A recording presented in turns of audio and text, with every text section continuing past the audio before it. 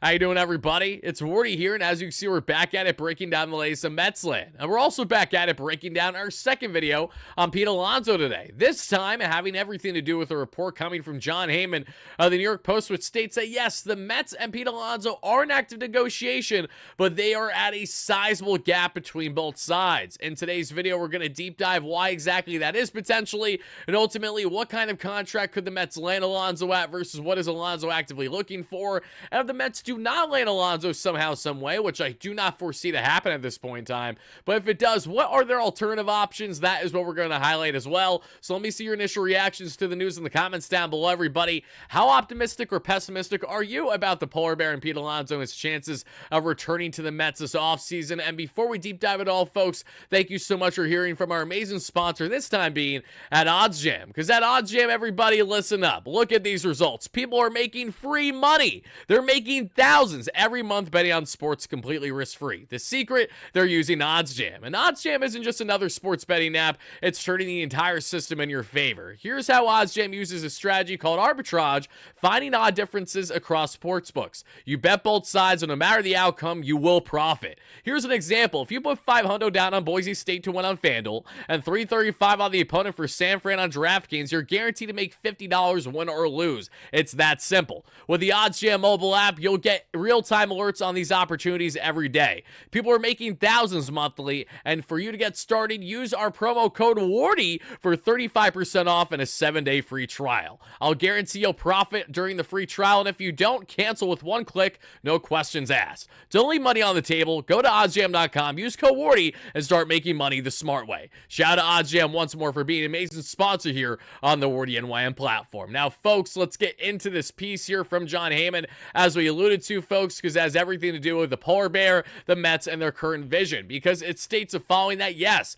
the Mets and Pete Alonso have themselves a sizable gap right now in negotiation. This comes hours after we came out with a video earlier today highlighting that, according to, a smaller, far less known reporter, that being Moises Fabian, if I didn't butcher the name there, that you guys could check out from her video earlier, stated how during the holiday of Christmas, Pete Alonso was in active negotiation with the Mets, as was Jose Iglesias. So check out that video. But he did make note that it was around 85% done in the Pete Alonso negotiation process. And that is where I think that that's inaccurate, or at least it appears to be that way if things are truly at a sizable gap. Now, why are things at a sizable gap? I think it's abundantly clear. The Polar Bear wants more of what he's initially seeking, what Scott Boras wants him to seek there, of at least a 4 or 5+ year deal, where the Mets now are probably far more inclined to sit 3-4 years and probably don't want to go beyond that now at 20 to 25 mil of average annual value in that range. For Scott Boras, he's going to try to get every single penny that he possibly can, even after signing his fellow client there in Juan Soto to a record-breaking contract, the largest in North American sports history. He's always going to continue to be greedy, and for Alonso, even with him having an underwhelming 2024 regular season, he knows how important this is for him and his family and his future. So I understand every aspect of this, the negotiation process. I also completely understand the Mets and David Stearns probably having their foot down, saying, hey, listen, Pete, we love you. We definitely want you to return to the Mets. There's no denying that. But we do want you to return to the Mets where there is not any too much long-term commitment. Meaning we'll sign you to a 3-4 year deal with opt-outs after, say, the first and or second and or third year. Like, we're willing to do that. The question is, are you willing to do that? And Alonso, I'm sure to a degree, probably wants more certainty with the organization, but if the Mets present it in a way, which I'm sure they have to, a manner in which it's player options, where it makes a lot of sense then, or maybe a mutual option of some sort, just somewhere where he has a level of control versus having none, where it's complete team control, that's where I could see him saying, I want nothing to do with you guys. Listen, I love you guys, but if you're not letting me have any control, and this is essentially just a 1-year deal unless you say otherwise, that's going to bother me. And understandably so. Alonso, we all saw what he did for the Mets throughout their postseason run, and that certainly trumps the lack of production that he had throughout the course of the 162 regular season, because we knew that Alonso just couldn't handle the expectations and the pressure that Scott Boras bestowed upon him as a Scott Boras client heading into his first free agency of his major league career, and the most important one at that. A lot of pressure, understandably so. Didn't work out throughout the course of the year, but it stepped up as soon as Devin Williams threw him that pitch, and it goes oppo, and the rest is is simply history. That Devin Williams now will be sharing the bullpen there with other key relievers for the New York Yankees, so look forward to hopefully the Polar Bear just hitting one of multiple nukes against Devin, this time in the Battle of the Bronx, and there in Queens, the Boroughs and the Subway Series, should Alonso come back to the Mets for 2025 and beyond. And even with this article highlighting that, yes, there is a sizable gap,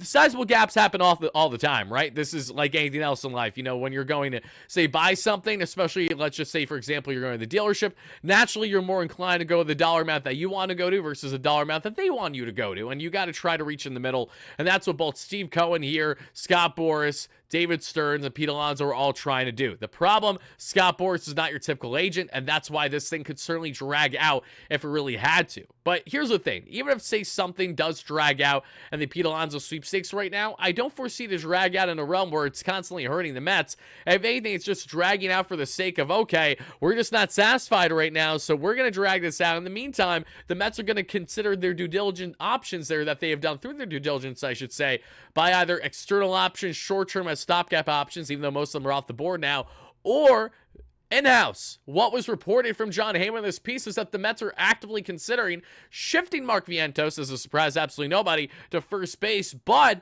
with having Brett Baty, Ronnie Mauricio types battling out at the hot corner. Now, I'm all aboard giving some of our in-house options an opportunity to succeed next season, but I am not aboard losing Alonso because of, say, stubbornness by, say, 1 year or so, if that were to be the case.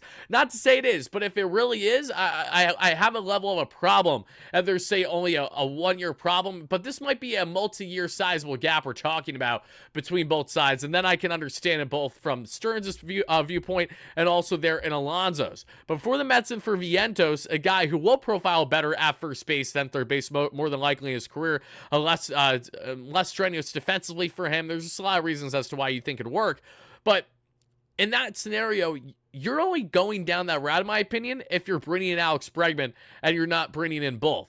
You know what I mean? Like, Alex Bregman is exactly what you would want to fill the void with there versus just rolling with your in-house options. I think the Mets would be causing more question marks than anything else by starting your 2025 season with a massive question mark as to who your third baseman is. I don't see a world where that will be the case. So I think even though that they're pondering these options also go directly hand with what they currently have. Obviously, you're not going to hear verbatim pretty much of, oh, the Mets are considering Vientos here, so that way they have Alex Bregman when he's officially signed. When we find out on Bregman, we find out on Bregman. But the interest is certainly real there, so much so that we can actually hear from John Heyman's mouth himself speaking about Alex Bregman with Bleacher Report earlier today. Shout out BR, as they are a fantastic friend of mine, and I am an active host with them weekly, and we'll be having a big announcement as we get into the new year as to the type of work I'll be doing with them. So be on the lookout for that. Alex Bregman now. Yeah, you know what? I'm not going to rule out Bregman to the Mets at this point. I think they do like him very much. Vientos would then go to first. Possible. Can't rule it out. I mean, the guy's a gamer, postseason history, loves to play at a big second half. The Yankees love him, but the question there would be the ballpark more than anything. Certainly not the kind of ballpark that Houston has been for him. He does pull a lot of his home runs. You know, maybe he could tailor his swing a little bit if the Yankees considered it. But like I said, I think the Yankees are pretty close to their limit for the most part, unless something crops up here. So he goes on to expand more about the Alex Bregman market. And another thing to bear in mind, too, when looking at the home run differences, because I've highlighted this in the past when it comes to Alex Bregman, as the following. Bregman had the exact same home runs he had this past season with 26 that he would have at Citi Field. For every single game, he would have had a total of 26 home runs over a 162 span. There is zero difference whatsoever from how Alex Bregman would perform at Citi Field versus how he performs in general across his normal 162 pace. And they're inflated numbers there in Minute Maid Park, but they balance out with what he would actually be performing at Citi Field and other ballparks in Major League Baseball. So Bregman, I'm not going to harp on too much here, but he is absolutely a guy that the Mets are still considering. I've heard from a lot of trusted people within the industry to this point that do believe that the Mets interest here is genuine, and it's not just for the sake of having our name thrown in there and that's that. Are the Mets willing to maybe go 5 years away that they're not willing to go to Pete Alonso? I would foresee that to be true because Bregman has a chance to grade out better at least over the next couple of years for what will be available in the market over the next couple of years, especially Vladimir Guerrero Jr. next offseason when evaluating first base, even though he can play third, but no one's asking Vladdy to play third right now. Point is, the Mets have options there, but if they are going to go down their in-house ones, it just makes 10 times more sense if you're really going to shift Vientos to first base and say that is it with the polar bear for whatever reason, that you're going to at least bring in Alex Bregman because you're allocating so much money that way, and that helps the team both short and long term a little bit now. So that is where I stand on the latest with Alonso and the Mets. Again, they want him back. We want him back. There are a lot of things I think play into the Mets market right now that I simply don't at all for Alonso. I'm sure that's a very frustrating, realistic aspect for him. I think once Alonso continues to grasp that more and understands just what his market is looking at, unless he doesn't want to return the Mets and he'd rather sign a short-term deal, even potentially elsewhere, say Seattle, for all we know, if they're willing to shell out some money of at least 25 mil AAV, you know, that's the only route I could really see it happening. Otherwise, it just feels like something that is inevitably going to happen. We're just patiently and somewhat impatiently now waiting to see how long is Scott Boras going to be willing to drag this out, and how much does Alonso want to return the Mets versus how much do the Mets actually want Alonso back. Final thing I'll say here, folks, before we get out of here, I did see this, which I found interesting. Jet Williams, Mets top infield prospect, did retweet Alex Bregman's happy holidays, everyone. 2025 is going to be amazing. Now, context, just a little bit. Jet Williams did grow up, a potential Houston Astro fan, or at least in the general area there, growing up from Texas. So it wouldn't be shocking if he already has been a big fan of Alex Bregman's game prior to all the rumblings with the Mets, but it is something that I wanted to throw out there just because I thought it was a little interesting to see earlier today, and naturally fans love to speculate and love to think that Alex Bregman has already signed a 7-year, $220 million deal with the Mets, which I would not be in favor of term-wise, but I would be in favor of who the talent is in the immediate impact he would have. Mets fans, let me know how you feel about the current negotiation process between Alonso there and the Mets, and let me know how optimistic or pessimistic are you, because really mine is not wavering all that much right now. It just feels like we're hearing the leaks of every aspect of how things are going to go, and as we now have reach post-Christmas, I'd expect to hear more stuff sooner rather than later on the Alonso front that we'll cover here on the platform like we do every day. Thank you guys so much for helping us get, we're oh so close to 30,000 subscribers, just a couple hundred subs away. We got you covered with everything Mets every single day, in season, off season, here on the platform, better than anyone else. So grateful to say that, and it's all thanks to you amazing Mets fans that have kept us afloat as the #1 Mets platform here on YouTube since the start back in December of 2020. So thank you guys again for the endless support. Love you all to death, and as always, no matter what, let's go Mets. Peace out.